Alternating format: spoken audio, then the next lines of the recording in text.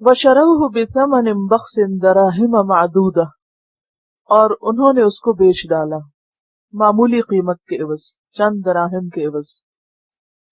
ثمن کا معنی ہوتا قیمت، بخس حقیر، ناقص۔ پیچھے آپ پڑھ چکے ہیں لا تبخسوا الناس اشیاءہم، لوگوں کو ان کی چیزیں یا ان کا حق کم کر کے نہ دو۔ دراہم درہم کی جمع، کرنسی ہے۔ معدودہ گنے چنے، کہا یہ جاتا ہے کہ 20 درہم تھے وہ صرف، اور انہوں نے جلدی کی کیونکہ انہیں ڈر یہ تھا کہ کہیں ایسا نہ ہو کہ جس کا یہ بچہ ہے وہ ڈھونڈتا ڈھونڈتا ہم تک آ پہنچے اور ہمیں کچھ بھی نہ ملے اور وہ اسے کلیم نہ کر لے، تو جیسے بھی بکتا ہے، جتنے کا بھی بکتا ہے بیچ ڈالو، اور بیچنے میں انہوں نے معمولی قیمت کو بھی لے لیا۔ عام طور پر آپ دیکھیں کہ جو چوری کا مال ہوتا ہے وہ خواہ کتنا بھی قیمتی ہو، لیکن عموماً لوگ اس کو کتنے میں بیچتے ہیں؟ اونے پونے، بہت سستا، کیونکہ انہیں اس سے غرض ہوتی ہے کہ ہمیں کچھ مل جائے، کیونکہ اگر یہ مال ہمارے پاس رہا تو ہو سکتا ہے مالک دعویٰ کر لے اور یہ پھر ہمارے ہاتھ سے چھن جائے، تو انہیں غرض ہوتی ہے مال سے، لہذا وہ اسے نکال دیتے ہیں۔ تو انہوں نے بھی معمولی مال سمجھ کر اس کو بس نکال دیا۔ وَكَانُوا فِيهِ مِنَ الزَّاهِدِينَ، اور وہ اس کے معاملے میں بہت بے رغبت تھے۔ زاہدین زاہد کی جمع ہے، اور زاہد کا لفظ جو ہے زہد سے ہے، چھوڑ دینا، بے غرض ہونا، کسی چیز سے بے رغبت ہونا۔ زہد کی اصطلاح آپ نے سنی ہوگی، اور زاہد کا معنی بھی آپ جانتے ہیں، یعنی زاہد کا لفظ اردو میں عام استعمال ہوتا ہے، نام بھی لوگ رکھتے ہیں زاہدہ، زاہد۔ زاہد کہتے ہیں اس شخص کو جو دنیا سے بے رغبت ہو، جس کے دل میں دنیا کا لالچ نہ ہو، حرص نہ ہو۔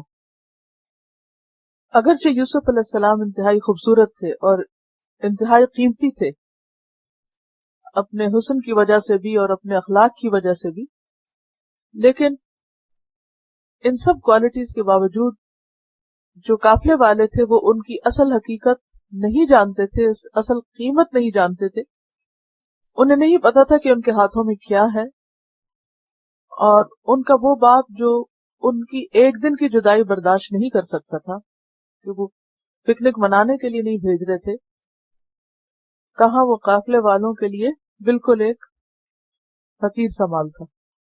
اس سے بہت سی باتیں ہمیں پتہ چلتی ہیں جن کا تعلق ہماری عملی زندگی سے۔ ایک بات تو یہ پتہ چلتی ہے کہ انسان بہت کم علم ہے، بہت تھوڑا علم رکھتا ہے۔ بعض اوقات اس کے پاس کوئی انتہائی قیمتی چیز ہوتی لیکن وہ اس کی قیمت کو پہچانتا ہی نہیں۔ جیسے ہیرے کی قیمت کون پہچانتے ہیں؟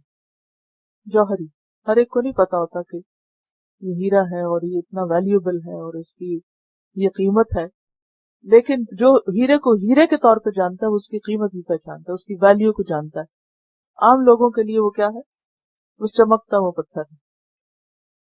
اسی طرح بعض اوقات اللہ تعالیٰ ہمیں اولاد دیتا ہے، اور وہ اولاد حقیقت میں ہیروں جیسی ہوتی ہے، لیکن ہم اس نعمت کی قدر نہیں کرتے۔ جب وہ ہمیں تنگ کرتے ہیں یا کچھ تو ہم انہیں بعض اوقات بددعائیں تک دینے لگتے ہیں۔ کئی ماؤں کو میں نے دیکھا ہے کہ بچوں کے ستانے پہ انہیں بددعائیں دینے سے نہیں چوکتی، یا پھر یہ کہ کبھی کان کھینچ رہی ہیں، کبھی ہاتھ مروڑ رہی ہیں، کبھی لان تان کر رہی ہیں، کبھی برا بھلا کہہ رہی ہیں، اور اس طرح ان کی ساری پرسنالٹی جو کرش ہو کے رہ جاتی ہے، اور جو ان کی صلاحیتیں وہ دب کے رہ جاتی ہیں۔ وہ جو کچھ کر سکتے ہیں وہ کر نہیں پاتے۔ کیوں؟ کیونکہ انہوں نے صرف ظاہری نظروں سے دیکھا اور صرف وقتی فرسٹریشن کا شکار ہو کر آئندہ آنے والے فائدے کو نہیں دیکھا کہ وہ بچہ ان کے لیے آئندہ جا کر کس قدر بہترین سرمایہ ہو سکتا ہے، دنیا کے اعتبار سے بھی اور آخرت کے اعتبار سے۔ تو کبھی بھی انسان کو کسی چیز کا ظاہری رخ اور وقتی طور پر ایک اوپر کا پہلو نہیں دیکھنا چاہیے، اس کے اندر اور اس کے دوسری طرف بھی دیکھنا چاہیے۔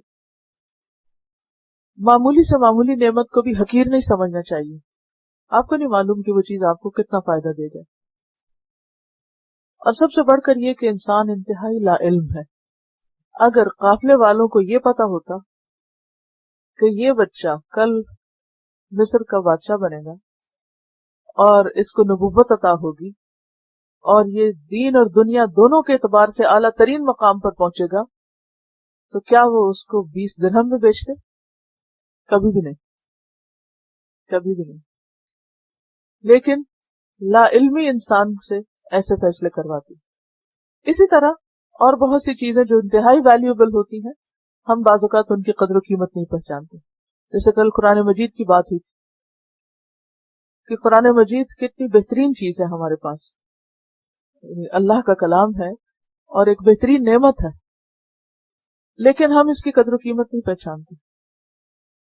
اگر غور کریں، جیسے کل میں نے بتایا تھا کہ کس کی طرف سے آیا، کس پر آیا ہے، کون لایا ہے، کہاں آیا ہے، کس رات میں، کس دن میں، کس زبان میں، ایک ایک قدم کے ساتھ عظمتیں ہی عظمتیں ہیں. کوئی اور چیز اس کے مقابل ہے ہی نہیں. تو ایسے میں کتنے لوگ ہیں جو واقعی قرآن کی قدر پہچانتے ہیں اور محبت سے اس کو اٹھاتے ہیں اور شوق سے اس کو پڑھتے ہیں اور اس کی خدمت کو اپنی خوش قسمتی سمجھتے ہیں اور اس کے ساتھ گزرے ہوئے وقت کو زندگی کا بہترین وقت سمجھتے ہیں. بہت کم.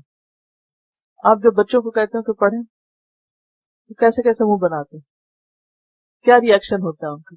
انہیں نہیں پتا ان کے ہاتھوں میں کیا چیز ہے، یہ کس کا کلام ہے، یہ کس نے بھیجا ہے، خبر ہی نہیں. اسی طرح ہمارا وقت، ہماری زندگی کس قدر قیمتی، ہمیں خود بھی خبر نہیں کہ یہ ایک ایک لمحہ جو گزر رہا ہے دنیا بھر کی دولت دے کر اس کو واپس نہیں لایا جا سکتا.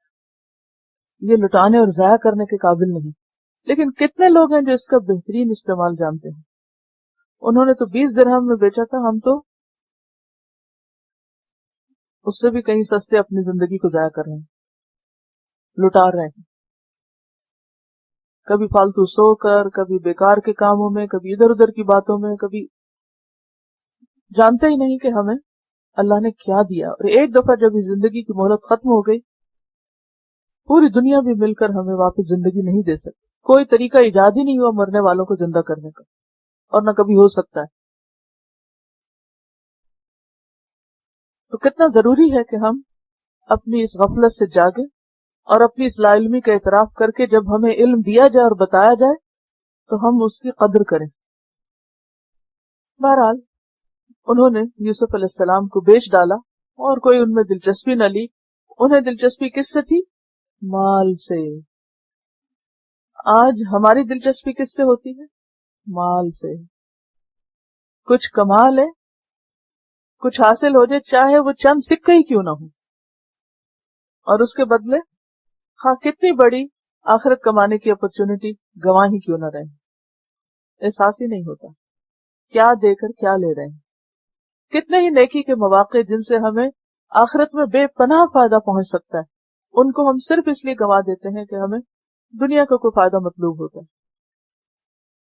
بعض اوقات صرف کھانا کھانے میں نماز کا وقت چلا جاتا ہے، پرواہ نہیں ہوتی، یہ بہت لیٹ کر دیتے ہیں. کل قیامت کے دن اگر دونوں چیزوں کو سامنے لایا جائے کہ اگر اس ٹائم پر تم یہ کام کرتے تو تمہیں یہ آج ملتا، پھر تو حسرتیں ہی ہوں گی. کر تو اس وقت کچھ بھی نہیں سکتے، لیکن آج اگر کوئی بتائے کہ اس وقت یہ نہیں یہ کرو، یہ زیادہ بہتر ہے، تو ہم اس کی بات پر کوئی توجہ نہیں دیتے.